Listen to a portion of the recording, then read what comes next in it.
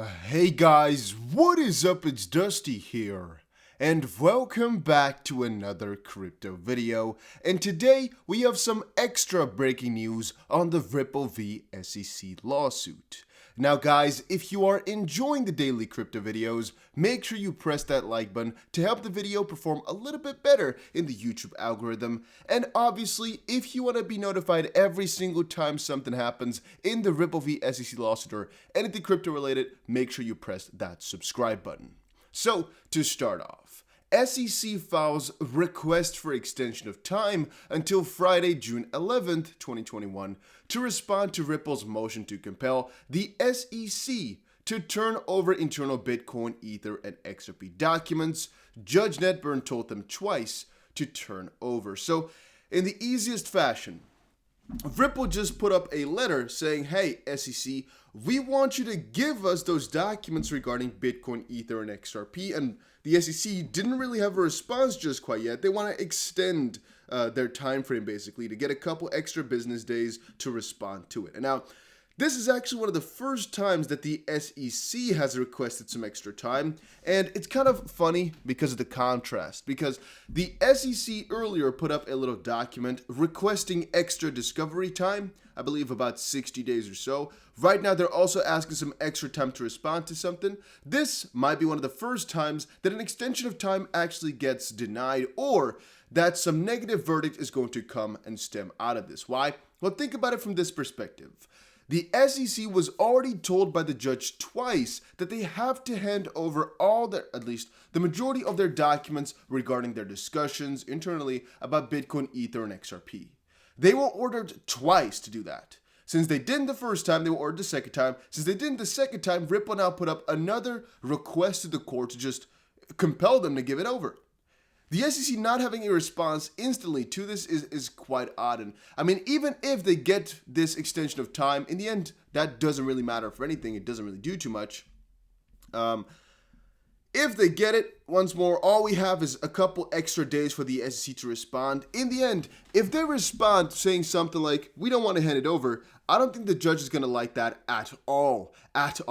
And if they say, oh, we're just busy, this, that, I don't think the judge is going to buy that whatsoever either. So I'm not exactly sure what they can put up. Worst case scenario, though, is going to be put up the 11th.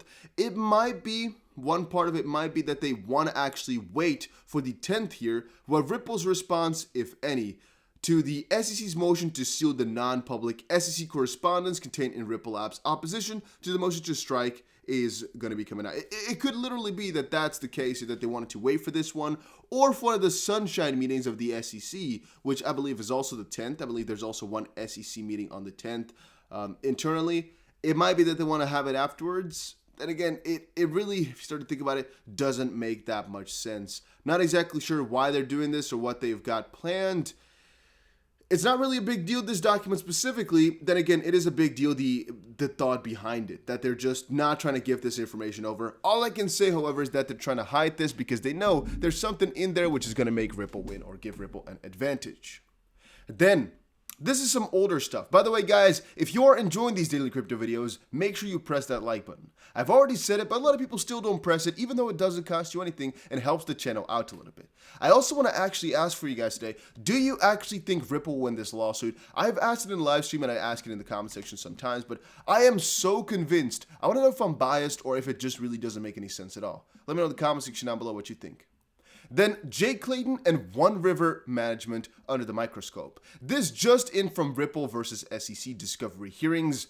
It looks like Ripple is looking at One River Asset Management to turn over documents to Ripple concerning Clayton, XRP, Ether, and Bitcoin.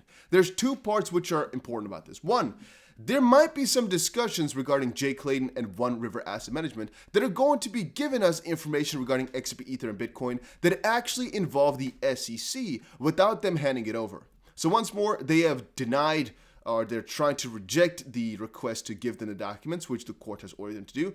It might be that following this outside request from Ripple, which again was granted to be able to investigate One River Asset Management and Clayton partially, at least for his function under this company.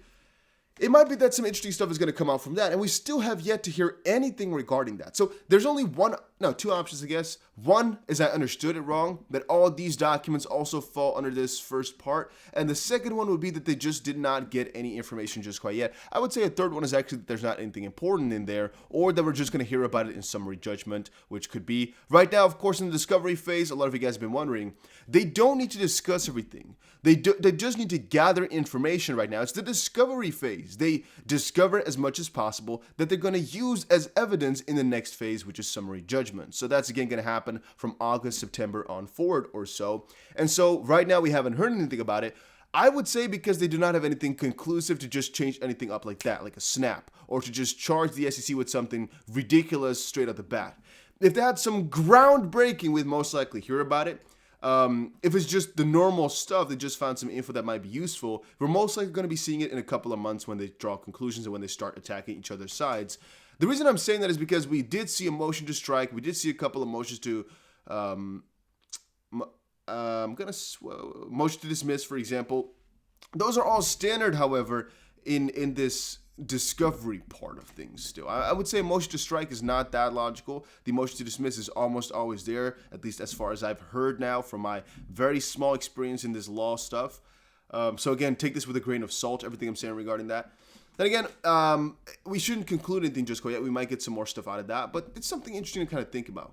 Then again, Jay Clayton, he's often regarded as a big villain. One of the things which just came out here, Crypto Law, for example, posted, Jay Clayton himself co-authors WSJ, a Wall Street Journal, op-ed saying we don't need new rules for crypto, except in that we do need rules for crypto, and as such, continues to make little to no sense.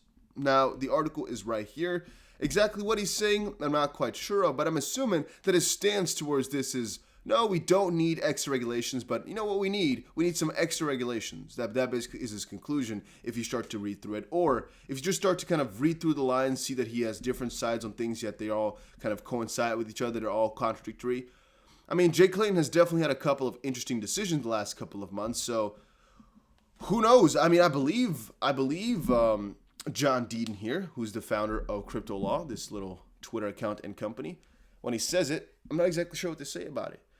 Confucius says, Jay over here acting like his opinion is still relevant. And Anthony says, very interesting. What does Clayton think about conflict of interest or corruption? He's an expert on those matters. I figured it was a fair question.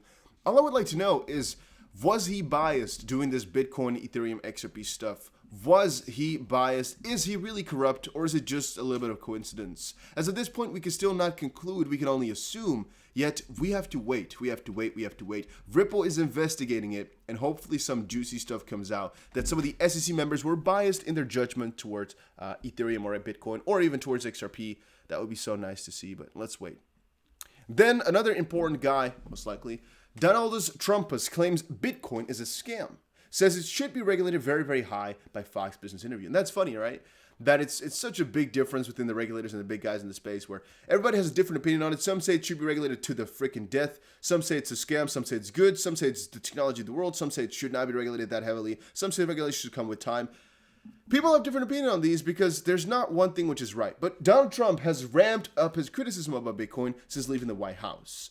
Bitcoin just seems like a scam. I was surprised, with us, it was at $6,000, much lower. I don't like it because it's another currency competing against the dollar. Essentially, it's the currency competing against the dollar. He claims that the U.S. should be, that the U.S. dollar should be the currency of the world, and that the U.S. doesn't have to own all the world's Bitcoins. My opinion is that the currency of this world should be the dollar, and I don't think we should have all the Bitcoins of the world out there. Trump also called for greater regulation of crypto, saying, I think they should regulate them very, very highly, but the currency should be the dollar. So, to be honest, there's not really too much that we can fetch from him. I just thought it was interesting that he changed his stance to even be more bearish. And here we have one little interesting list, at least I found so, a list of famous Dogecoin supporters. What does it make you think about? Well, it makes you think about the fact that there's some of these huge influence people, some really, really, really respected people in here, or just really famous people. What crypto are they siding with? Freaking Dogecoin, man. It's sometimes, to me, it's kind of interesting how cryptocurrency is for a very good part seen as a little bit of a joke, where people support Dogecoin with their entire livelihoods. It's interesting. Also, this hashtag that's trending right now, we love you, Elon. I mean, what? It's peculiar. I'm not exactly sure what to say about it, but yeah, it's the situation that it is right now. Alright guys, if you're looking for a place to leverage trade, go use the link down below for Bybit. Is the exchange that I'm using. What exact bonuses there are right now, I'm not quite sure. I think the $2,600 bonus period is over. I think that was until the 31st of May, but there most likely are some other bonuses. Just check it out. Link is down below. You can check it on their Twitter or some other places to see if they have more bonuses. And there's a trading competition coming up for people only who used my link. So check it out. Link is down below, and I'll see you guys again in another crypto video.